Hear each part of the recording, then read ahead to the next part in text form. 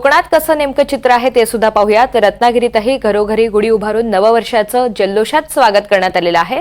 त्याचप्रमाणे ठिकठिकाणी शोभायात्रा सुद्धा काढण्यात आल्यात। रत्नागिरी शहरातही नववर्षाच्या स्वागतासाठी ढोल ताशांच्या गजरात सनई चौघड्याच्या सुरात जंगी शोभायात्रा काढण्यात आलेली आहे।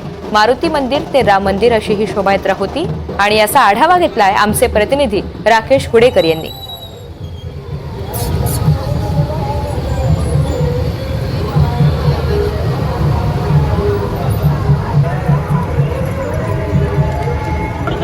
रत्नागिरी शहरामध्ये आहोत आणि या ठिकाणी ही जगद्गुरू नरेंद्राचार्य महाराज संस्थानतर्फे भव्य अशी शोभायात्रा काढण्यात आलेली आहे आणि विशेष करून महिला वर्ग मोठ्या संख्येने यामध्ये सहभागी झालेले आहेत। महिलांनी गुढ्या हातामध्ये घेतलेल्या आहेत, त्याचप्रमाणे फेटे देखील बांधलेले आहेत, त्याचप्रमाणे भगव्या पताका महिलांनी हातामध्ये घेतलेल्या आहेत, भगवे झेंडे आहेत आणि विशेष म्हणजे या शोभायात्रेमध्ये मंगल कलश देखील डोक्यावर घेऊन महिला ज्या आहेत त्या सहभागी झालेल्या आहेत। हजारोंच्या संख्येने या शोभायात्रेमध्ये महिला असतील, त्याचप्रमाणे सर्व हिंदू बांधव असतील ते सहभागी झालेले आपल्याला पाहायला मिळतात। आपण पाहू शकतो कशा पद्धतीने ही शोभायात्रा जी आहे ती काढण्यात येते। मंगल कलश महिलांच्या डोक्यावरती आहे, त्याचप्रमाणे हरिनामाचा गजर देखील या निमित्ताने करण्यात येतो। त्याचप्रमाणे वेगवेगळे चित्ररथ देखील या रॅलीतून निघालेले आहेत आणि या चित्ररथांच्या माध्यमातून एक वेगळा सामाजिक संदेश देण्याचा देखील प्रयत्न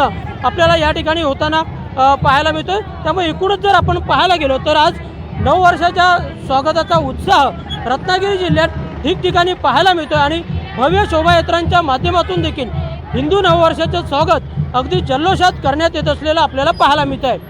राकेश गुडेकर, NDTV मराठी, रत्नागिरी।